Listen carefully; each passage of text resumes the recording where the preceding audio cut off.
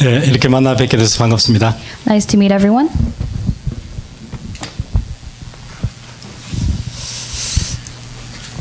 여러분 아마 여기 올라오실 때 여러 가지 생각 가지고 올라오셨겠지요. When you came to this retreat, you probably came with a lot of many different thoughts. 아마 그 중에 걱정도 많을 거고요. You probably had a lot of worries, 또 친구들 만나는 기쁨도 있었을 거고요. and you probably were happy about the fact that you'd be meeting your friends. 그리고 요즘 들어서 풀리지 않는 걱정 때문에 또 많은 걱정도 함께 가지고 오셨을 거고요. You probably came with a lot of worries that you have because of the things that you worry about, whether it's in your field or not. 혹시는 여러분 중에 내가 가지고 있는 이 고민 혹시 여기서 풀 수 있을까? 이번 리트릿에서 하나님 뭔가 내게 답을 주실 수 있지 않을까? 막 이런 기대도 있는 분들도 있겠죠. And there may be some of you who anticipated an answer to those worries and to the problems that you have by coming here. 또 반면 뭐 간다고 뭐가 되겠어 뭐 이렇게 하시고 오신 분도 있을 거예요. And on the contrary, we probably have students who came thinking, what's going to change about my life if I come? 예, 모든 것은 여러분의 생각대로 돼요. Everything happens according to your thoughts. 하나님이 내게 이번에 큰 새 일들 행하실 것이다. 그렇게 생각하신 분들은 아마 그 응답이 있을 거예요. If you think that God's new works will take place in your life, then it's probably going to be fulfilled exactly the way you were thinking. 뭐 가봐야 뭐 별일 있겠어? 예, 여러분의 생각 그대로 될 거예요. If you think, nothing's really going to change much even by going to the retreat, then it's going to happen exactly the way you think. 그래서 혹시 여러분 중에 아무 기대 없이 오셨다 할지라도 오늘 말씀 듣기 전에 하나님 내게 내 생각 조금 바꿔주시고 이 짧은 기간 안에 하나님 내게 주실 수 있는 최고의 은사를 또 은혜를 내게 주옵소서. 그렇게 기도했으면 좋겠습니다. So even if some of you guys came without without anticipating much, without really expecting much, then I would like for us to really pray that we can hold on to the grace that God has prepared for us. 그래서 제가 한 1분 정도 시간을 드릴 텐데요. 여러분의 마음 어떤 마음을 가지고 오셨든지 간에 이 시간 하나님 앞에 잠깐 기도하는 시간 갖겠습니다. So I'm going to give you about a minute, and I would like for us to have the time to pray together and pray about what it is that we want to receive an answer to during this retreat. 그래서 그 기도를 그냥 하지 마시고 눈을 뜨고 노트에다가 그 기도를 잠깐 적어보세요. Don't just sit there with your eyes closed to pray about this, but actually open your eyes and write down that prayer in your notebook. 어떨 때는 눈을 감고 하는 기도보다는 눈을 뜨고 글로 적어보는 기도가 훨씬 여러분의 마음이 담기는 기도가 될 거예요. Sometimes the prayer that you write down on a piece of paper may be contained in your heart a little more than just simply praying about it. 예, 잠깐 우리 같이 기도하는데 노트에다가 여러분의 기도 하나님 앞에 드리는 고백들을 잠깐만 한두 줄을 썼으면 좋겠습니다. We'll take a minute to pray, and we're going to write our prayer topics in about 1 or 2 sentences in our notebooks.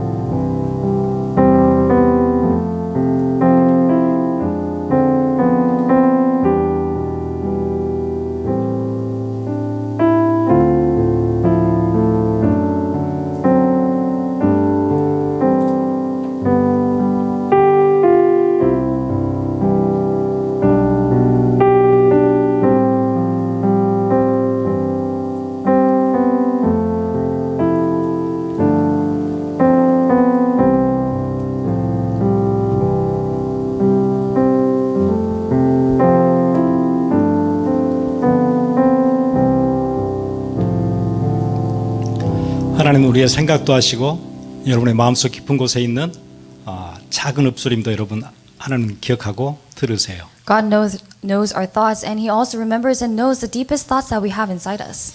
RCA나 WRC 같이 그렇게 큰 집회는 하나님의 은혜도 크게 주실 텐데 뭐 이렇게 LA에서 잠깐 모이는 이런 집회에 뭐 큰 은혜를 주시겠어?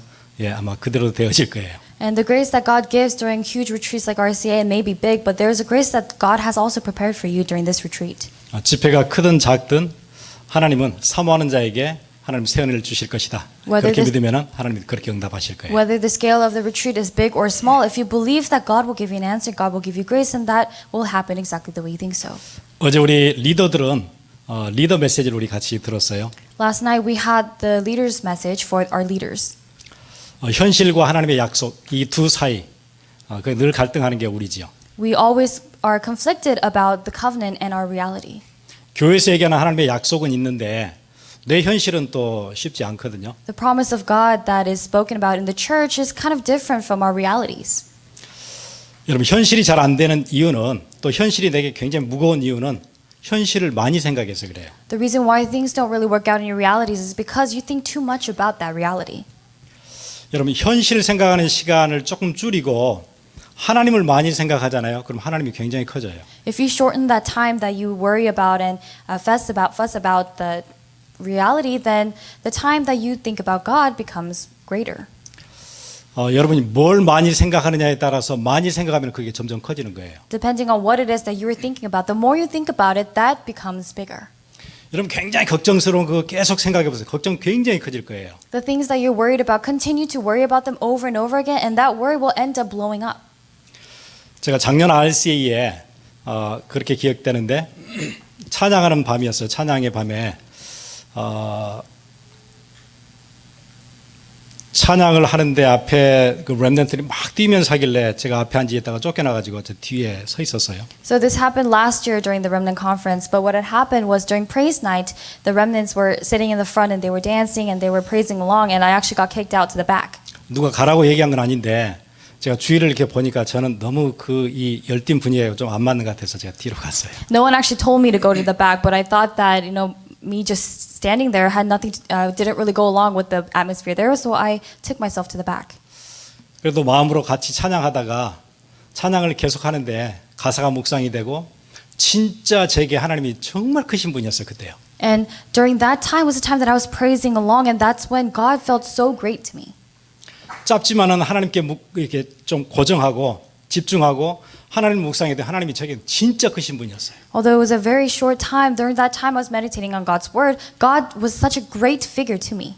그 순간 제가 가지고 고민하고 있던 몇 가지 문제가 진짜 조그매져서 그 아주 하찮은 문제로 바뀌기 시작하더라고요. At that moment, the worries that I had, the concerns that I had, the problems, they all became extremely small before God. 여러분의 일상에서 하나님을 묵상하는 시간이 길어지잖아요. 그럼 하나님이 굉장히 크고 위대하신 분이세요. If you have a greater time of meditating on the word of God, on God, then during that moment, God becomes such a mighty figure in your life. 그 순간 여러분을 계속 괴롭혔고 덮고 있었던 그 문제는 좀 별거 아니에요. 그거 사실이요. That problem that has been bothering you up until that moment is in the end not really much.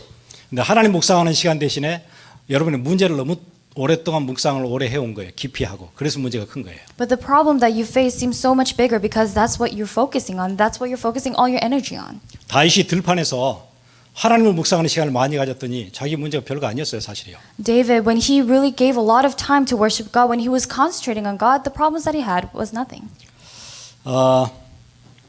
그래서 여러분의 인생을 계획할 때, 기획하고 계획할 때 가장 먼저 시작해야 될 부분 그 지점이 하나님이 우리에게 주신 약속, 하나님의 성품 그런 거예요. When we are planning out our lives, the first thing that we need to focus on is the promise of God and the nature of God. 그래서 우리가 계속 메시지 듣고 있는 이거부터 시작하는 게 맞는 거예요. So starting with the message that we've been hearing over and over again regarding CVDIP, this is the C is where we do need to begin. 여러분이 해야 될 일도 있고 꿈꿔야 될 일도 있고 뭐 여러 가지 비전도 있고 있겠지만은 가장 첫 번째 출발점은 여기서 시작해야지 다른 거에서 시작하잖아요. 그러면은 여러분 인생 굉장히 다른 데로 가게 돼요. There are different things that we need to do this and that. There's a vision that we have to have, a dream we need to have, and things we need to put into application. But if you start without the covenant, if you start with something else, then you're going to end up in a completely random place. 여러분 생각에 우리 친구들은 되는데 나는 왜 잘 안 될까? Some of you may think, things work out for my friends, but what about me? 다른 집은 그렇지 않던데 우리 집은 왜 이렇게 좀 불행할까? Or other families don't have these problems, but why is my family so unhappy? 나는 이렇게 학교에서 학업이 힘들까? Or why am I having such a difficult time at school? 이렇게 공부해가지고 뭔가 제대로 내가 원하는 데 갈 수 있을까? And you may worry, if I continue to study like this, will I end up going to the college that I want to? 교회 가면은 뭐 대단하다고 막 랩런트라 그러는데 나는 이게 실제로는 이게 쉽지 않을까? When you go to church, the pastors are always talking about how great the remnants are, but realistically speaking, it doesn't seem so. 또 어른들도 지금 오셨는데 왜 우리 애들은 잘 안 될까? And some of our adults have participated. Some of you may be thinking, why are things not working out for my kids? 왜 내 남편은 잘 안 되어질까? Why isn't anything working out for my husband? 왜 우리 교회는 늘 이렇게 똑같을까? Or why is my church always the same? 하나님이 역사하시면 될 텐데 왜 내 문제들은 잘 안 되는 걸까? All we need to see is God's works taking place, but why are my problems not being solved? 불안함이 몰려오지요. Anxiety starts rolling in. 예. 이 불안함을 계속 묵상하잖아요. 불안함이 엄청 커질 거예요. If you continue to meditate on this anxiety, then that anxiety becomes even greater. 그래서 시작을 여기서 시작해야 돼요. 커버넌에서 시작하셔야 돼요. That's why you need to start with the covenant. 하나님의 약속한 데서 시작하셔야 돼요. You have to start with the promise that God gave. 여러분의 지금 학교나 가정이나 여러분의 능력이나 이거 가지고 시작하지 마시고 하나님의 약속에서 시작하세요. 새로 시작하시면 돼요. Don't start with your ability, don't start with your family, don't start with your studies or anything like that, but study with the promise that God gave first. 그 옛날 사람들은 중요한 약속, 커버넌이 약속, 계약 그런 뜻이겠지요. 그죠? And covenant for the people of the ancient times, it was probably something that meant 그 옛날 promise. 고대 사회 사람들은 뭔가 약속을 할 때 그런 거 있지요. 이렇게 가지고 있는 목걸이 같은 거 이렇게 쪼개 가지고 이렇게 주고 나는 이거 킵하고 나중에 몇십 년 뒤에 만나서 딱 맞춰봐서 맞으면은 내가 약속했던 그 사람이잖아요. 그런 거 있죠. You know, you hear those stories from ancient civilization of how people, when they were making a treaty or when they were making a promise with someone, they would take half of their necklace or something like that, and then they would separate that. And then years later, they discover that it's that person, that same person who they made that promise with. 아버지가 먼 길을 떠나면서 이제 태어난 조그만한 아이에게 자기 뭔가 이렇게 그릇 같은 거 아니면 목걸이 같은 걸 쪼개서 주지요. 그리고는 몇십 년 뒤에 만났는데 딱 맞춰보니까 맞아요. 그러면 자기 아들이잖아요. And we see the stories where the father is leaving the child, so the father leaves behind a part of his necklace, and years later, when they put that necklace together, he's able to recognize his son. 전에 고대 근동 지역에서도 그런 의식이 있었어요. And they had 중요한 약속을 할 때. they had different rites like that, that the ritual passages that took place in order to fulfill a promise. 그 사람들은 고대 근동이니까 여러분 유럽 사람들이 볼 때 근동을 유럽에서 가장 가까운 것을 근동이라 그랬어요. And they had these ancient civilizations, especially in Europe. 그래서 그걸 근동, Near East라고 얘기하고 그보다 조금 더 멀면은 Middle East예요. So we call that the Near East, and going further beyond that is the Middle East. 유럽에서 볼 때 제일 먼 이스트 쪽은 Far East 그래서 극동이라 그랬어요. So the Far East is the furthest away from Europe. 근동 지역은 지금 우리가 아시는 그 문명이 처음으로 태동했던 그 메소포타미아 그 지역이 이제 근동 지역이에요. The Near East is the place where the Mesopotamian civilization arose. 그 동네 사람들은 중요한 그 사소한 약속이 아니고 중요한 약속을 할 때는 어떤 의식이 있었대요. And they had these ritual passages when they were trying to fulfill, or they were trying to make a very important promise. 특히 양쪽 국가 간에 내가 서로 침범하지 않겠다. 그러면 약속해라. 약속하겠냐? 약속한다. 이런 이제 중요한 국가 간의 약속을 할 때 그걸 출일이라 그러죠. And when we have neighboring nations come to an agreement that they will not attack each other, we call that a treaty. 그런 약속을 할 때는 양쪽 나라의 왕이 와요. When making a treaty or a promise like that, the king of each nation comes to meet. 그리고는 동물을 가져오죠. And then they bring an animal. 소를 가져와요. They bring a cow. 소를 두 사람 있는 앞에서 소를 절반 잘라요. And they cut the cow in half. 살아있는 소가 그 자리에서 이렇게 장기가 둘로 쪼개지고 신체 일부를 이쪽에다 놔요. So that cow is split in half, and one half is put where the other nation is, and the one on the other. 그리고 반대쪽은 이쪽에다 놔요. And the other side of that animal, the cow, is placed where the other nation is. 그러면은 그 둘 사이에는 피가 흥건하겠죠. So then, of course, between the two body parts, there's going to be a lot of blood. 거기는 막 내장들이 바닥에 막 이렇게 쏟아져 있을 거고 막 피가 막 따뜻한 피가 막 이게 연기가 나고 그럴 거예요. There's probably going to be a lot of warm blood in between with the intestines sticking out. 그리고는 그 두 왕이 그 사이를 이렇게 지나가요. And the two kings would walk past in between the two body parts. 예. 그리고는 뭐라고 얘기하냐면 우리 둘 사이 약속했지. 만약에 둘 중에 이 약속 어긴 사람은 방금 죽었던 소처럼 이렇게 죽는 거야. 그렇게 약속하는 거예요. And they would make that treaty stating, this is the treaty that we made by splitting this cow in half and walking through it. So whoever disobeys that treaty or goes against that treaty, they're going to die the same way that the cow did. 여러분 혹시 소가 죽는 거 보셨어요? Have you ever seen a cow die? 저는 어릴 때 여러 번 봤어요. When I was young, I saw cows dying many times. 어릴 때 저희 어머니가 심부름을 시켰는데 소를 죽이는 그 도살장이 있어요. When I was younger, my mom would make me run errands, and there was actually a specific place where we would slaughter the cows. 그 도살장에 가면은 이렇게 간이 있죠, 간. 간을 저희 어머니가 이렇게 사오라고 거기 가면 싸게 판다고 그래서 제가 늘 심부름을 갔어요. So if you go to that slaughterhouse, basically the butcher, my mom would tell me to buy the liver, and I would go buy the liver. 그래서 간을 먹으면은 눈이 좋아진대. 그래서 눈이 좋으라고 늘 심부름을 제가 다녔어요. Because they say that if you eat the liver, your eyes become more healthy. So I always ran errands there. 그러면 이제 그 도살장에 이제 기다리고 있잖아요. So then I'd be waiting at the butcher's place. 그러면 이제 소들이 이제 차로 실려와서 밖에 이제 여러 마리가 이렇게 기다리고 있어요. Then a few cows would be brought in trucks, and they'd be waiting. 근데 진짜 신기한 일이에요. And this is quite interesting. 그 도살장 건물이 있는데 소들이 거기 줄 서서 기다리고 이렇게 묶여 있는데 다 울어요. The cows are actually in line, basically in front of the butcher's house, in the slaughterhouse, and all of them are crying. 소가 이렇게 눈물을 쭉 흘려요. The cows are actually shedding tears. 예, 기다리는 소들이 다 그래요. All the cows that are waiting to be slaughtered are crying 거기가 어딘지 아는 것 같아요. because it seems as if they know what that slaughterhouse is. 그리고 이제 순서가 돼서 소를 잡는 사람들이 끌고 이제 그 건물 안으로 들어가잖아요.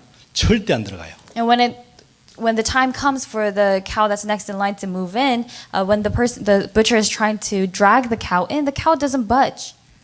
그 문턱 거기 있잖아요. 그 건물 거기 앞에서 끝까지 버텨요. 절대 안 들어가려고. In front of that door frame, the cow is just not budging because the cow doesn't want to go in. 그런데 힘을 다해서 몇 사람이 끌어서 이 안에 딱 들어오면은 그때부터는 그냥 끌려다녀요. And starting from that moment, after a few men grab the cow and they drag the cow inside, the moment the cow enters into the door, it just gets dragged. 그때부터는 이제 포기를 하는 것 같아요. They say that apparently from that moment, the cows just give up. 저는 어릴 때 그 따라다니면서 다 봤어요, 이렇게요. And I actually watched all of that when I grew up. 그럼 끌고 가서 머리를 때리고 뒷발을 꺾어가지고 고리에 걸어서 이렇게 들면서 껍질을 다 벗겨요. And basically what they would do is cut the head off, bind their feet, and then hang them upside down and then skin them. 예. 그리고 그 걸기 전에 소 목을 칼로 따고 그다음에 그 아저씨들이 그 누워 있는 소 배에서 막 뛰어요. And the butchers would basically, cut the neck and then would jump on top of the stomach of the cow. 그리고 거기 목 앞에다가 이렇게 그릇을 받쳐놓고 피를 담아요. And then they would put a little bowl in front of that neck and then drain the blood. 예, 그 음식으로 쓰잖아요. Because they use that blood for food. 그게 끝나면은 이제 껍질을 다 벗기고 내장을 가르면은 내장이 무게가 있기 때문에 땅으로 그냥 툭툭 떨어지더라고요. And then they skin the cow and everything, and because the intestines are heavy, the intestines just start dropping on the floor. 그래서 그게 다 끝나고 나면 제가 간 사러 왔어요. 간 주세요. 그러면 아저씨가 이렇게 봉지에 싸줘요. And after that, I would approach the butcher and say, I came here to buy some liver, and he would, wrap the liver for me. 그래서 그걸 담아서 봉지에 담아 오면은 만지면은 따뜻해요. And when I get that liver in a little baggie, it's still warm. 그래서 그런 심부름을 제가 여러 번 갔었어요. And I ran that errand multiple times when I was a kid. 그래서 저는 그 옛날 고대 근동에 있었던 그 추리리 할 때 그 의식에 대해서 이렇게 했겠다 그러면 금방 저는 이렇게 그 이미지가 다 살아나요. So when I see the historical facts of how these people would make their treaties in the Near East, I actually get a good visual of what they're actually doing. 굉장히 끔찍하고 저는 멍하게 이렇게 봤지만은 그 이미지가 사라지지 평생 안 사라지는 것 같아요. I kind of just got numb to it and I stared blankly at it as it happened, but that image is never lost in my entire life. 그런데 지금 제가 창세기 15장을 우리가 함께 같이 보려고 하는데요. So we're going- 창세기 15장에 보면은 그런 장면이 나와요. And when we're going to look at Genesis chapter 15, and the very image that I explained to you is actually what we see in Genesis chapter 15. 아브라함이 가지고 있는 고민이 있었대요. Abraham had a concern. 하나님이 땅도 주신다고 얘기하고 자녀도 주신다고 얘기했는데 자녀도 안 주시고 땅도 안 주세요 계속. God had promised Abraham land and children, but Abraham was left with none of them. 한번 찾아보겠습니다. Why don't we look it up? 창세기 15장을 보기 전에 13장을 보면은 그 약속들이 나옵니다. If we look at Genesis chapter 13 before 15, those promises are shown. 14절부터 보겠습니다. Starting from verse 14. 롯이 아브라함을 떠난 후에 여호와께서 아브라함에게 이르시되 너는 눈을 들어 너 있는 곳에서 북쪽과 남쪽 그리고 동쪽과 서쪽을 바라보라. 보이는 땅을 내가 너와 내 자손에게 주리니 영원히 이르리라. The Lord said to Abram, after Lot had separated from him, lift up your eyes and look from the place where you are, northward and southward and eastward and westward. For all the land that you see, I will give to you and to your offspring forever. 보이는 땅 다 주신다고 얘기했고 16절에 내가 내 자손이 땅에 티끌 같게 하리니 사람이 땅에 티끌을 능히 셀 수 있을진데 내 자손도 세리라. All the land that Abraham was able to see, God said that it would be his. And in verse 16, God says, I will make your offspring as the dust of the earth, so that if one can count the dust of the earth, your offspring also can be counted. 땅도 주신다고 얘기했고 자식도 주신다고 얘기했는데 땅도 없고 자식도 없고 아무것도 없어요. God said that he will give him children and also land, but he didn't have children or land. 우리하고 비슷한 것 같아요 상황이요. It's a kind of similar situation to us. 우리가 교회 가서 메시지 들을 때는 뭐 하나님이 역사하시고 뭐 하면은 다 해결해 준다고 얘기하시고 예수 그리스도 모든 문제 해결자인데 나는 아직도 문제 너무 많아요. When we go to church, the pastors are talking about how Jesus Christ is the solution to all problems, how all of our problems have been resolved, how we have all these blessings, but when we go back to our realities, it's not the same. 내 현실과 교회에서 늘 얘기하는 하나님의 약속과 거리가 너무 먼데 이게 좁혀지질 않고 시간이 지나면 늘 똑같아요 이게요. The distance between my reality and the promise, the so-called promise of God is extremely long, and that distance does not become any closer. 우리 집 여전히 그대로고 여전히 나는 능력 아직 없고 내 교회 여전히 변함 없어요. 똑같아요. My 힘이 family 없어요. is still the same, I'm still the same, my church is still the same, and I still lack power. 그런데 자꾸 우리는 예수 그리스도는 모든 문제 해결 자꾸 그 얘기는 듣는데 문제 해결은 안 돼요. 똑같아요. That's why we hear that Jesus Christ is the solution to all problems, but we actually don't have a solution to our lives. 예, 그게 우리들의 깊은 고민이에요, 사실은요. That is actually a very deep concern of ours.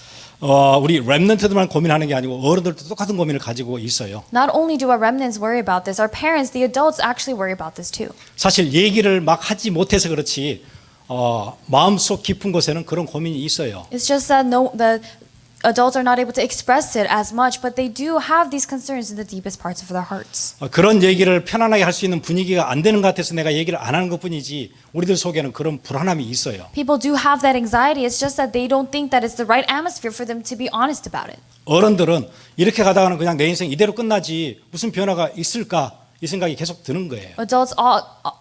Adults always think about how their life is just going to flow exactly the way it is now, and that's just how it's going to end. 그래서 우리가 15장을 보겠습니다. So we're going to read chapter 15 too.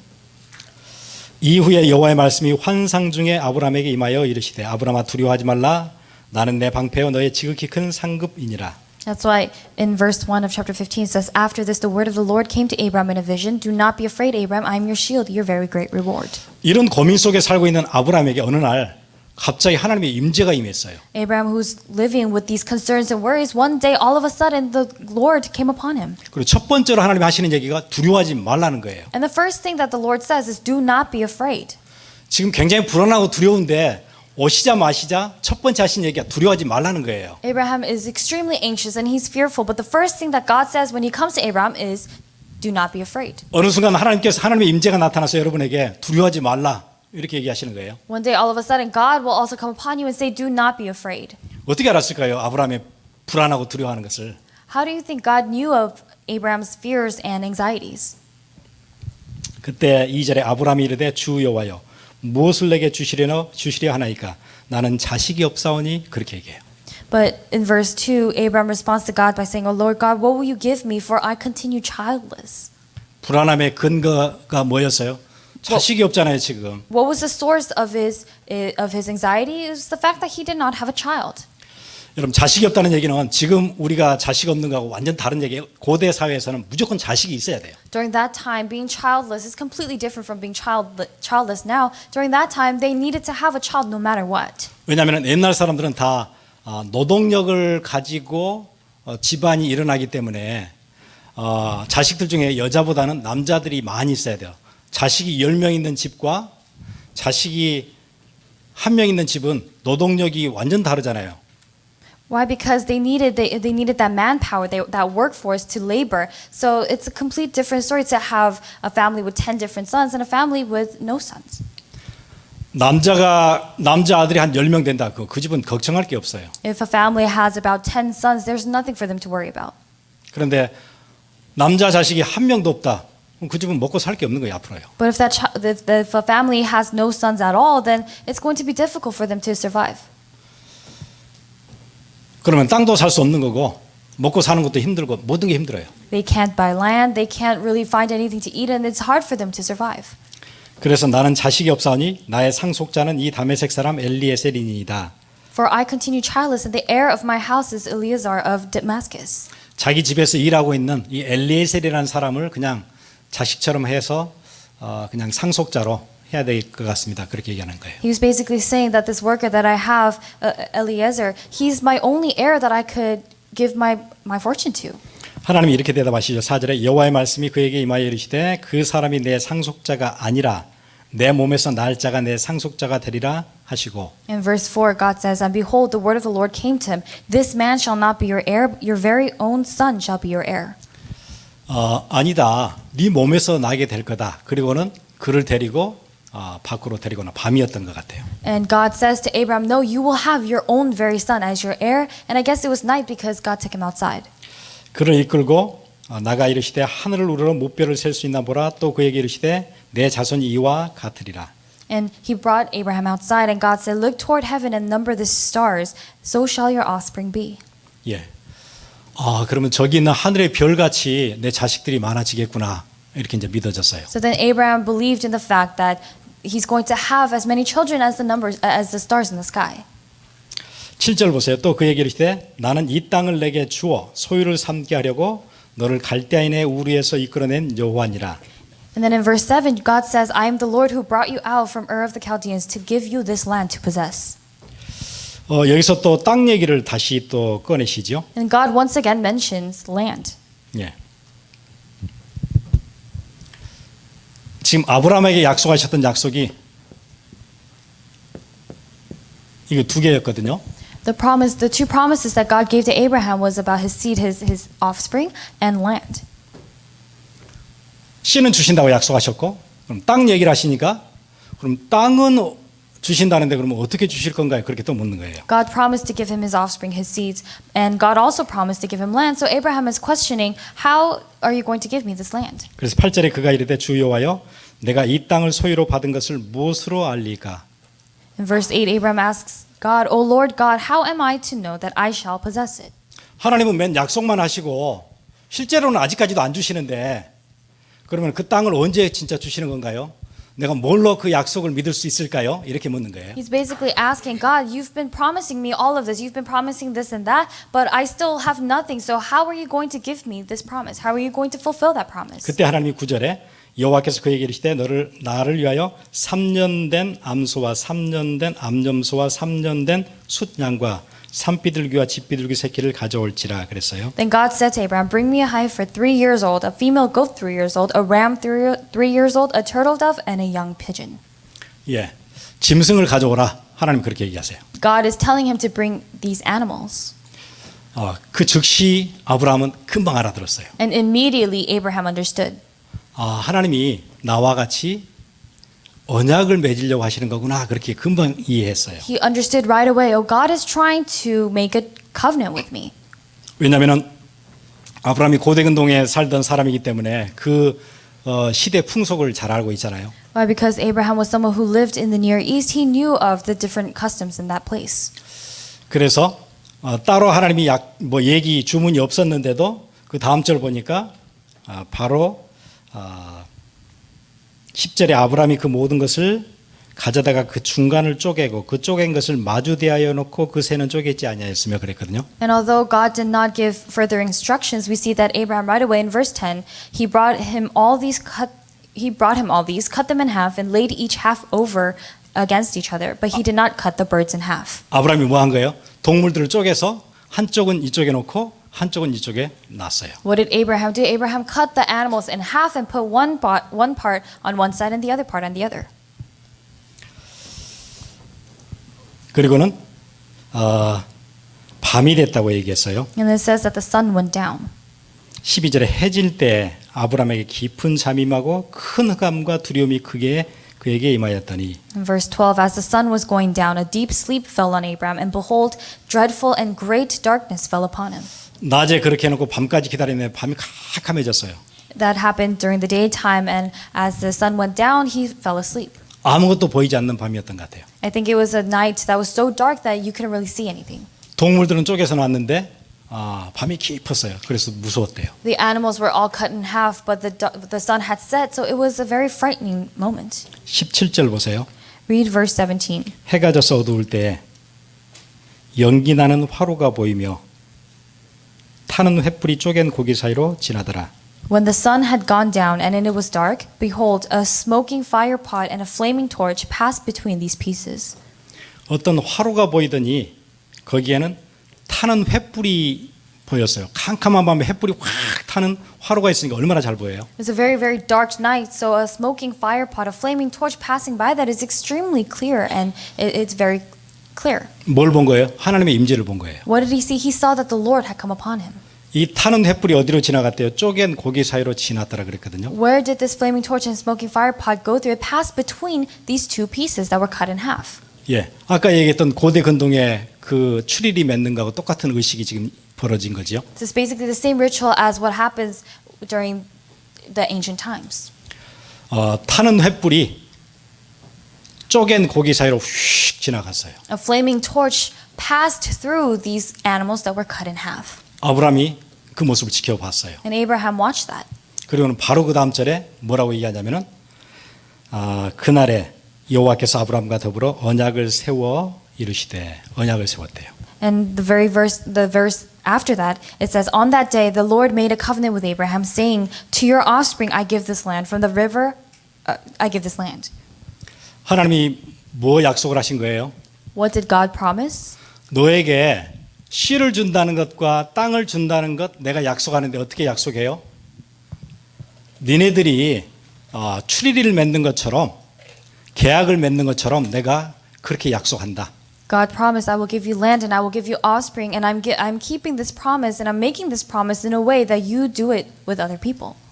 이 둘 중에 약속했던 둘 중에 그 당사자들이 약속을 어길 경우에는 이 짐승이 죽는 것처럼 죽는 것 내가 내 삶과 죽음을 두고 맹세하는데 이 약속 내가 반드시 지키는 거야.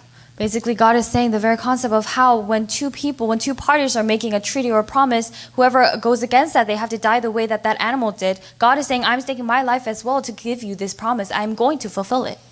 하나님이 죽으실 리는 없지만은 우리들이 이해할 수 있는 언어로 이해할 수 있는 개념으로 나의 삶과 죽음을 두고 맹세하는데 내가 했던 모든 약속들은 반드시 지키는 거다. There's no way that God could die, of course, but in order for us to understand it at that level, God is saying, I will stake my life to fulfill this promise that I made to you.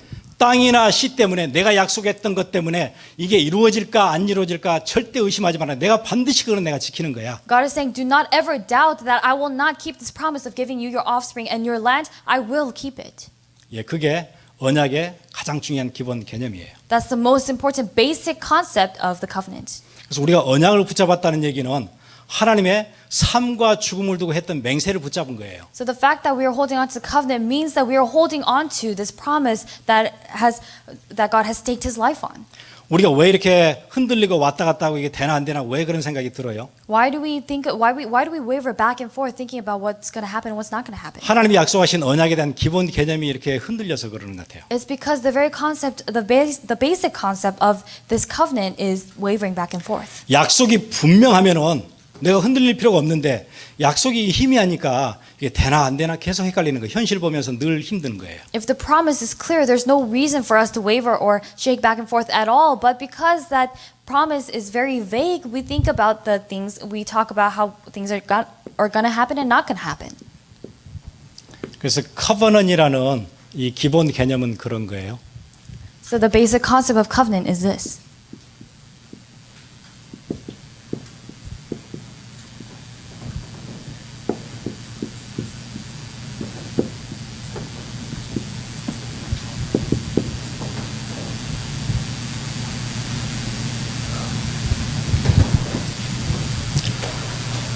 하나님이 절대 주권을 가지고 피로써 맺은 언약이에요. That it is a bond that has been made in blood through the sovereignty of God. 그러니까 이 언약은 변하는 게 절대 아니에요. So this covenant is unchanging. 왜냐하면 피로써 맺은 언약이에요. Why? Because it's a bond in blood. 피는 생명이에요. Blood represents life. 이렇게 저렇게 변하는 게 아니에요. It's not something that changes in this way or another. 그래서 여러분 성경에 보면은 몇몇 특정 인물들에게 하나님께서 약속하신 언약을 따로 맺었던 사람들이 있었어요. So if you read in the Bible, there are specific people who God made a covenant with. 예를 들어서 노아에게도 그런 약속을 주셨죠. For example, God gave a promise like that to Noah. 방금처럼 아브라함에게도 그런 약속을 주셨죠. And God gave a promise to Abraham, who we read about just now. 모세에게도 하나님께서 그 언약을 주셨죠. God gave that covenant to Moses. 시내산에서 모세와 함께 이스라엘 백성들과 언약을 맺으셨잖아요. God actually makes the covenant with Moses and the Israelites on Mount Sinai. 나중에 다윗하고도 언약을 맺으세요. And later God makes a covenant with David. 그 다음에 예레미야하고도 언약을 맺으세요. God makes a covenant with Jeremiah.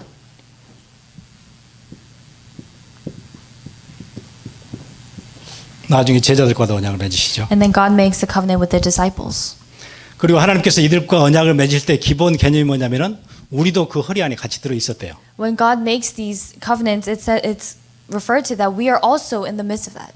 하나님이 아브라함과 언약을 맺으실 때 우리 모든 그리스도의 피로 구원받은 우리 백성들은 어디 있었어요? 아브라함의 허리 안에 같이 들어 있었대요. When God was making this covenant, gave this promise to Abraham, this promise also applied to all those people who have received salvation through Christ, and they're also on the back of Abraham. 그래서 여기 보세요. 13장 보시면은 그렇게 돼 있어요. If you read in Genesis chapter 13, this is what it says. 13장 15절에 보면 보이는 땅을 내가 너와 내 자손에게 주는 거예요. In chapter 13, verse 15, God says, For all the land that you see, I will give to you and to your offspring forever. 너에게만 주는 게 아니고 네 자손에게도. I'm not only giving this to you, but to your offspring as well. 그래서 오늘 읽었던 15장 하나님이 아브라함과 언약을 맺었다 얘기하실 때 18절 보세요. So chapter 15 that we just read, when we see God making the covenant with Abraham, let's look at verse 18. 영어 성경은 made a covenant 보통 이렇게 단어를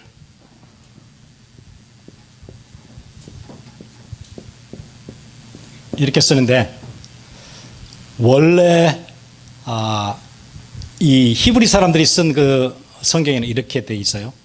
In the English Bible, it says that God made a covenant, but in the actual Bible written in Hebrew, this is what it says. 언약을 잘랐다 그렇게 써요. It says cut a covenant. 동사를 made를 쓰지 않고 cut을 써요. The verb instead of made is cut. 여기에서만 그런 게 아니고 구약 전체에서 계약을 얘기할 때 하나님의 언약을 얘기할 때는 무조건 커버는 이래요. Not only in Genesis chapter 15, but if we read the Hebrew version of the Bible, we see that in all the moments where this covenant is made, it actually says cut the covenant. 원래 성경으로 볼 것 같으면 오늘 여기도 내가 아브라함과 함께 언약을 잘랐다 그렇게 썼어. So 그렇게 if 써 we 있어요. so if we refer back to the Hebrew Bible, then what we read today actually says that God cut a covenant with Abraham. 하나님, 내가 실수하고 내가 잘 안 되어지고 나는 늘 연약하고 하나님의 약속은 된다고 얘기하고 이 사이에서 나는 어떻게 해야 됩니까? And you may be asking the question, God, you're saying this, but my reality is a completely other thing. What am I supposed to do in the midst of it, in between that? 하나님 내게 약속하신 그 약속들은 내 가슴 속에 부딪혀온 그 약속들은 언제 지키시는 겁니까? And you may be questioning the promises that God you made to me. When are you going to keep them? 예. 하나님이 하신 약속들은 하나님이 반드시 지키신대요. The promises that God makes, He undoubtedly keeps them. 그래서 여러분 절대 흔들리지 마세요. So do not waver back and forth. 그 대신 하나는 꼭 기억하셔야 돼요. But you still have to remember one thing. 이 약속한다는 얘기 안에는 뭐도 같이 들어있냐면은 기다린다는 개념이 같이 들어있어요. In the concept of promise, the concept of waiting is also involved. 내가 이걸 땅을 줄게, 내가 자손을 줄게 약속을 했으면은 그 안에는 뭐도 포함되어 있어요? 기다려야 된다는 내용도 포함이 돼 있어요. If God is promising, I will give you this land and I will give you your seed, then what's involved in that? You will also have to be waiting for that. 내가 우리 어진이 자매한테 내가 뭘 준다고 약속을 했어요. Let's say, for example, I promised something to Esther. 내가 다음에 내가 아이패드를 내가 하나 선물해 줄게 이렇게 약속을 했어요. Let's say, for example, I promised Esther, I'm going to buy you an iPad next time. 그러면은 우리 에스더는 그 약속을 받았으면은 기다려야 되겠죠. Then if Esther was promised that, she needs to wait for it. 그럼 약속을 붙잡았다는 얘기는 내가 기다릴게요 그 얘기잖아요. So to say that she held on to the promise means that she's saying, I'll wait for that. 내가 이거를 바로 오늘 지금 줄 것 같으면은 약속을 할 필요가 없어요. 그냥 주면 돼요. If I were to just give this to her right now or today, she doesn't have to wait for that promise. 근데 약속을 한다는 얘기는 약속을 받은 사람은 기다리는 거예요. But the fact that I made that promise means that the person who received that promise needs to wait for it. 가끔 어떤 분들이 찾아와서 목사님 내가 언약을 붙잡았는데 하나님 응답을 안 해주신다 이런 사람들이 있어요. Sometimes there are some people who come up to me and they say, Pastor, I held on to the covenant, but I'm not receiving any answers. 그건 넌센스예요. This is nonsense. 언약이라는 얘기 안에는 내가 기다린다는 얘기가 같이 포함되는지 안 기다리고 지금 찾아온 거잖아요. In the covenant, the concept of waiting is also involved, but people, you're not waiting and you're just coming and asking for it. 그래서 어떤 사람이 그렇게 기도를 했대요. And so one person gave this prayer. 자기는 보니까 너무 성격이 조급하고 막 급하고 이래가지고 응답을 다 놓치는 것 같아요. They said that because they're always quick-tempered, they're hasty, it seems as if they're losing hold of all the answers. 그래서 이게 내게 문제구나. 내가 참고 기다릴 줄 몰라서 내가 늘 이렇게 응답을 못 받구나 이제 그 생각이 들었어요. So this person thought that the reason why I'm losing my answers is because I have no patience and I'm not waiting. 그래서 어느 날 진짜 진실하게 하나님 앞에 가서 기도를 했어요. So one day, very sincerely, he prayed to God. 하나님 내가 모든 일에 참고 기다릴 수 있는 인내를 내게 허락해 주옵소서. God, grant me the perseverance to be patient and to withstand everything. To 지금 wait. 당장 주옵소서. Please give it to me right now. 예. 그게 우리예요. 우리가 언약을 붙잡습니다. 그래놓고 왜 당장 안 주시죠? 늘 이렇게 따지는 거예요. That's basically what we do too. We say that we're holding on to the covenant and we ask God, why don't we get it immediately? 하나님이 안 주시는 게 아니고 우리가 조급한 거예요. 늘. It's not that God is not giving it to us. It's that we're always hasty and impatient. 응답 전에 우리가 인본주의도 쓰고 응답 전에 우리가 포기도 하고 다 하는 거예요. Before the answers, we're using humanistic methods and we're giving up even before that answer has come to us. 교회를 위해서 기도하는데 교회가 이게 뭐 부흥인도 안 되고 우리 교회는 시스템도 잘 안 세워지고 이게 잘 안 돼요. When we're praying for the church, this system is not put in place in our church. This is what's wrong. This is what's missing. 그러면 다른 교회로 가면 되지. Then I'm going to 이래요. go to a different church. That's what people think. 그래서 하나님의 응답들을 계속 놓치는 거예요, 우리가. That's why people are losing hold of God's answers.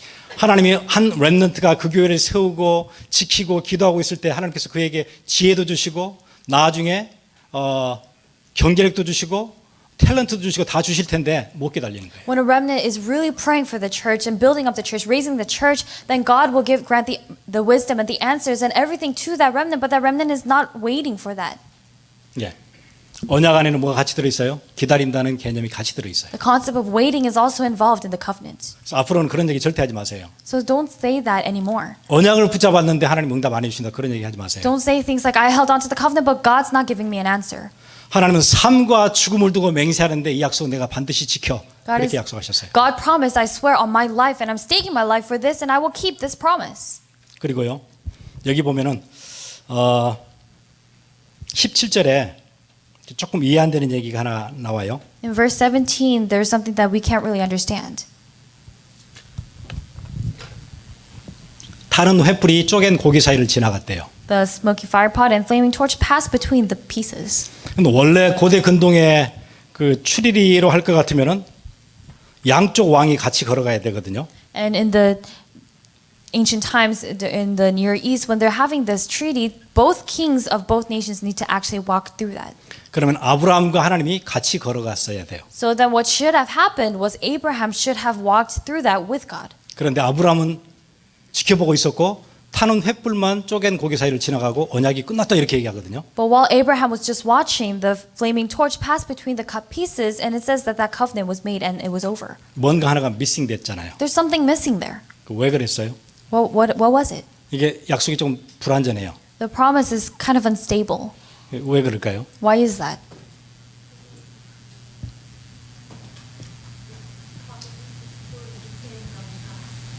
예. 하나님이 이 죽음의 저주가 임할 때는 내가 내 친구 아브라함에게 그 잘못을 묻지 않고 내가 그 책임을 다 지겠다. 나 홀로서 내가 이 책임을 다 지겠다에 대한 약속이었어요. This was God's promise stating that he will be the one to take responsibility for everything for both parties, even if with Abraham not on the other side. 하나님의 이 약속은 굉장히 감동스러워요. So this promise of God is extremely moving. 하나님이 노아와 아브라함과 모세, 다윗, 예레미야 여러 사람들과 언약을 맺었던 가장 기본 개념이 가장 클리어하게 설명된 게 창세기 15장 아브라함과 맺었던 언약이에요. The very basic concept of the covenant that God made with people like Noah, Abraham, Moses, David, or Jeremiah, or other people, the very basic concept of that is seen very conspicuously in Genesis chapter 15. 우리가 실수하고 실패하고 범죄하고 넘어지고 다 해도 그 책임을 우리한테 묻지 않으시고 누가 당하시겠대요? 내가 당할게. God is saying even if we make mistakes, even if we are sinning and committing crimes and all of that, that responsibility, God is saying that He will take that. 이 저주는 내가 너한테 묻지 않고 우리 렘넌트한테 묻지 않고 내가 다 당할게 그냥. God is saying I will not put this curse on you or the remnants or the next generation, but I will take responsibility for it. 예, 그 은혜를 우리가 이렇게 예배하러 올 수 있는 거예요. With that grace, we have been allowed to come here to give worship. 우리 같이 늘 흔들리는 죄인이 어떻게 하나님의 존전에 이렇게 떳떳하게 이렇게 나올 수 있어요? How can a sinner, or how can sinners like us who are always fluctuating up and down, how can we come to give worship before God? 말로도 할 수 없는 하나님의 은혜가 우리 가운데 있어서 우리 이렇게 나올 수 있는 거잖아요. Because the grace of God that we can't even express with words, because of that grace, we are here together. 그게 성경 누가복음 20장에 나와요. And that's shown in Luke chapter 20. 한번 찾아보겠습니다. Why don't we look it up? 누가복음 22장 20절. Luke chapter 22, verse 20. 시간이 오랜 지난 뒤에 이스라엘이 엄청난 범죄 속에 배교하고 바알을 섬기고 했던 그 모든 것들 가운데 하나님이 자기 아들 그리스도를 보내시고 주님이 십자가 지시기 바로 전날 다락방에서 이 의식을 행하세요. And this is what Christ does. Christ who was the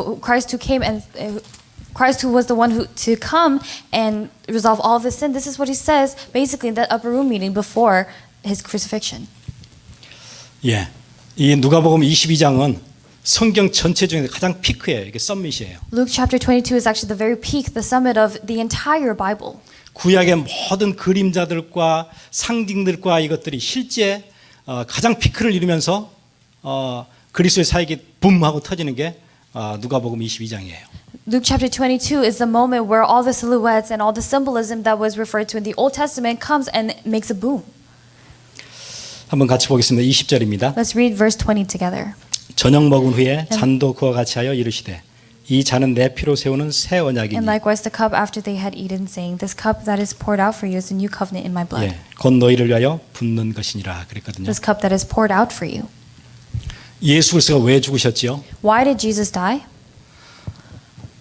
창세기 15장에 얘기했던 것처럼 그 책임을 누가 지신다고요? Like it was promised in Genesis chapter 15, who is taking responsibility for that? 수도 없이 이렇게 맺었던 계약들을 깨트렸던 자기 백성들을 향해서 이들에게 책임을 묻지 않으시고 하나님이 직접 이 땅에 오시고 십자가에서 죽으시면서 동물들이 그렇게 죽었던 것처럼 자기 몸을 찢으시고 대신 죽으시고 약속을 이루어 주셨어요. God, instead of shifting that blame and that responsibility to us, to his people who lost hold of his covenant time and time again, he himself came down, he was pierced, and he was the one who took responsibility for it. 그래서 여러분 모두를 인류 모두를 구원하신 거예요.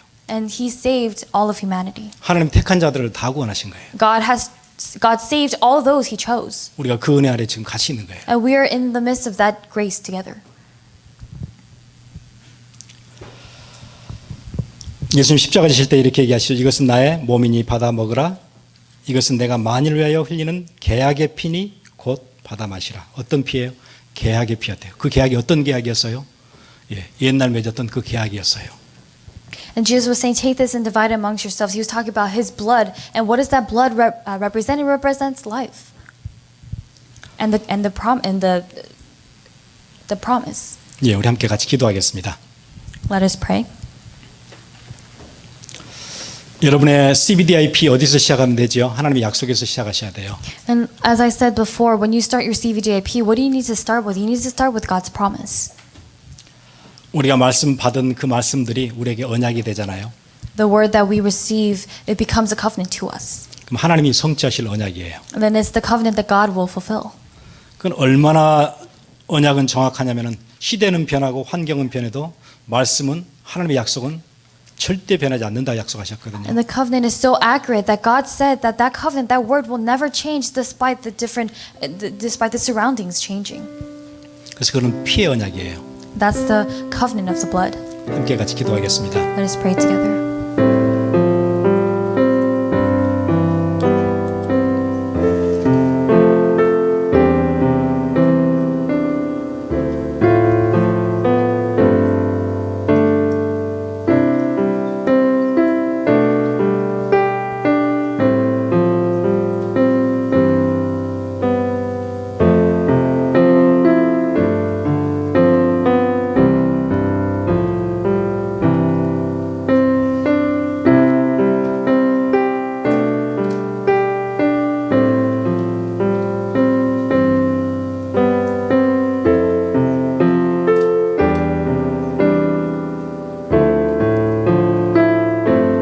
아브라함과 후에 모세와 이스라엘에게 맺었던 하나님의 말씀 그 약속을 지키기 위해서 십자가에서 그의 몸은 찢겨졌고